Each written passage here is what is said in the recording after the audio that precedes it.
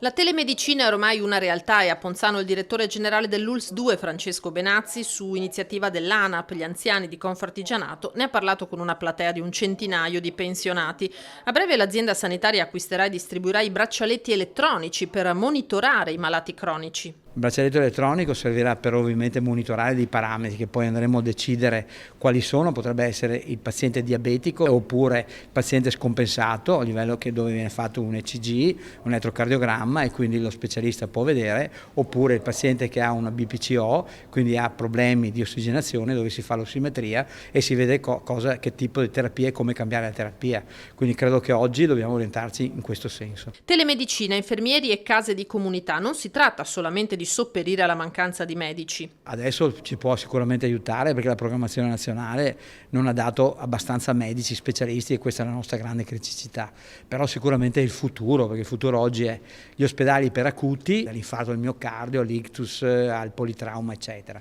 e l'ospedale, come dice anche il Presidente Zaia, virtuale, dove sostanzialmente tanti specialisti rispondono a quesiti che vengono fatti dal medico di famiglia o dai caregiver o dalle persone stesse a livello domiciliare. È proprio la modalità che consente loro di poter essere costantemente in contatto con il medico che può intervenire su tantissime patologie, quindi è difficile che il medico di base possa avere la specializzazione, invece in questo modo ognuno può essere monitorato e avere sotto controllo la propria salute. Ecco. Per far viaggiare i dati, Benazzi dice chiaramente che il tanto discusso 5G è necessario. Lo so che sono controcorrente, però credo proprio di sì, cioè non possiamo frenare ovviamente la tecnologia e il 5G ci dà la possibilità di portare anche documenti pesanti che oggi effettivamente, quindi intendo TAC, risonanze, che oggi in certe realtà facciamo fatica a portare. Intanto in calo anche nella Marca, come a livello nazionale, i casi di Covid che dal 1° giugno saranno concentrati solo all'ospedale di Vittorio Veneto, liberando Treviso e Montebelluna.